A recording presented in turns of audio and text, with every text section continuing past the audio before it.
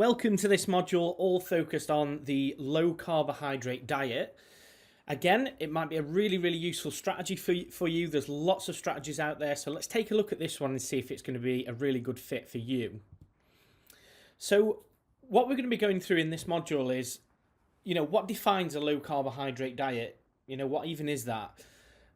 Different types of carbohydrates and how carbohydrates work, how to follow a low carb approach, and also the pros and cons to following a low carbohydrate diet too. So to begin with, low carbohydrate diets are classed into a few different categories. So we've got very low carbohydrate diets where we consume less than 10% of our intakes from carbohydrates. Less than 26% is a low carbohydrate approach. Medium carbohydrate is 26 to 44%. And a high carbohydrate diet would be classed as 45% or above. So for the purpose of this presentation, we're going to be taking a look at low carbohydrate diets, so less than 26% carbs, so in around about 25% or less.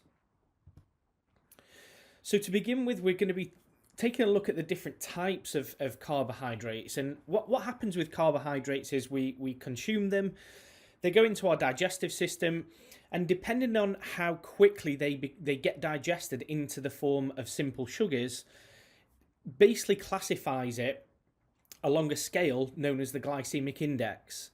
So as you can see, there's a few different categories of carbohydrates. So a high GI or glycemic index is classed as 70 plus, medium GI is 56 to 69, and low GI is between 1 and 55. And we've got some examples just on the right hand side there. So as you can see, the high GI foods, we've got that big red peak, so it gets digested quite rapidly. So white bread, baked potato, muesli, these get digested relatively quickly and enter the bloodstream in the form of blood sugar. And then we have the medium carbohydrates, and we've also got low carbohydrates. And generally speaking, what we want to be doing is prioritizing those low and having some medium carbohydrates as a priority really across the board for your carbohydrate intakes. This just means that you don't have these big peaks and troughs in blood sugar levels. So we have the high glycemic index carbohydrates too. There's nothing wrong with them, inherently wrong with them. Just to be really clear, it's not something to fear or anything like that. It's just a part of your carbohydrate intakes that needs to be a little bit lower in proportion than the medium and particularly the low glycemic index areas of carbohydrates. So how do we follow a low carb approach? So the biggest piece of advice that I can give you is just let the apps do the work for you. It's going to be a bit tricky really to manually note down with a pen and paper all of your intakes and try and work out what percentage of carbohydrates you're consuming. And there's apps out there like MyFitnessPal, for example, that just takes all the work out for you. So the macros are actually automatically populated for you, including carbohydrate intake. So we've got carbs there, fats, and of course protein as well.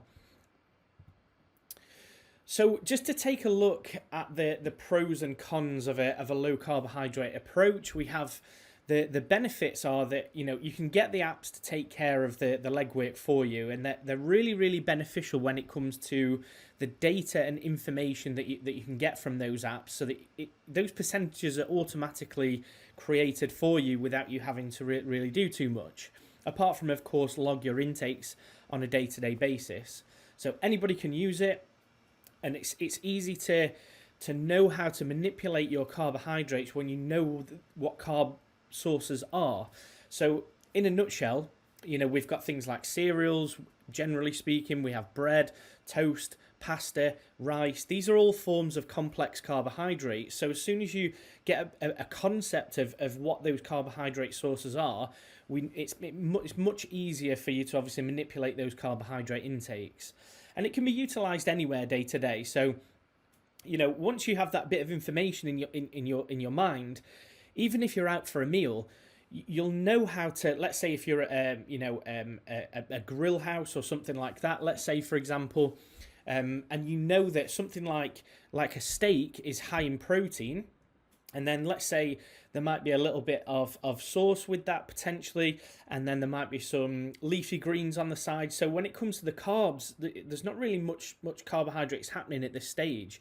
Whereas when you've got the side of chips or the side of garlic bread, for example, or maybe spicy rice or something like that, that's where the carb section is. So it's easy to manipulate those carbohydrate sources. The downside is of course, it just might not be your personal preference. So I'll give you an example. So in our house, every Friday we like to make pizzas with the kids. So if I went on a low carb approach, it's not impossible. It's certainly not impossible, but it might not. It might just be a little bit too much of a push for me personally, and sort of compromise the preferences that I have personally, and obviously our family too. However, we'll be coming on to the low fat approach on another module. And let's say, for example, I went for an approach like that.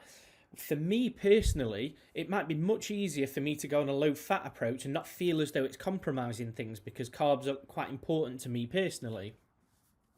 So if I say, for example, the toppings, they could be low fat sources of protein and things like that, and veg. And then let's say, for example, we can get low-fat mozzarella on there, low-fat cheese. We can reduce the amount of oil that's in that particular pizza. And I think to myself, do you know what? That's going to fit much better for me as an individual. So I might prefer to go on a low-fat approach, for example. It might not make any difference to you whatsoever, and low-carb might be a fantastic thing for you. So, of course, the downside is if you're not very sort of app savvy, apps are a little bit uncomfortable for you. It's something that you would need to really get involved with, is on the app usage side of things. Another potential drawback is low energy, because when we reduce our carbohydrates, we reduce the total amount of preferred energy that our body has available for things like movement and exercise, and even for your brain to function, for example. So if you're reducing the carbohydrate section, you could potentially be reducing your energy levels as well overall. You can also potentially be hindering your recovery. So let's say, for example, if you go to the gym on Monday, Wednesday and Friday, and you do a really good quality workout on Monday, Tuesday is a rest day, and by Wednesday you could still be feeling the effects of low energy, because you've reduced the carbohydrates. So the carbs that you've used up in that exercise session on Monday have not been fully replaced by the time it gets to Wednesday, because you use up carbohydrates in the form of glycogen in your muscle tissue, in your liver. And these are really important areas. So we just need to be making sure that we're not going on, let's say, a very low carbohydrate approach that we talked about earlier. If we can reduce the carbohydrates, and some people don't have any sort of real noticeable side effects at all, and you've still got the energy levels there, you've still got your recovery where it needs to be, happy days. It might be a fantastic thing for you. So hopefully you've enjoyed this. Hopefully it's shone a little bit of light onto low carbohydrate diets. Again, just keep it nice and simple. Don't overcomplicate it. And let's see if it's a really good fit for you as an individual. And if not, of course, we're going to be covering lots of different options for you too. We'll see you on the next module.